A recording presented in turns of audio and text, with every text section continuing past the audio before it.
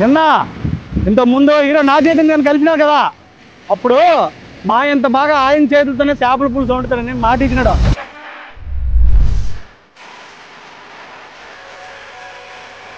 ఆ మాట ఎంత కరెక్ట్ అవుతాం చూడడానికి నేను వెళ్ళాం.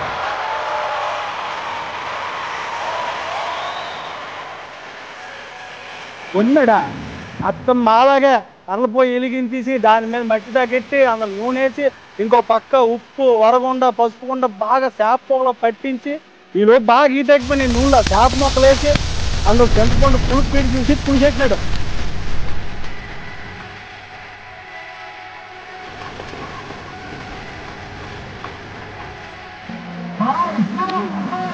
బాగుందనుకుంటా. నచ్చిందా? కొంతసేపుడికి మూకుడు తీసి సలసలసలు మరుగుతున్న పులుసులో కొత్తిమీర వేస్తుంటే అప్ప ఆ వాసనకే నోరు ఊరిపోయిందంటే చాలా బాగుంది.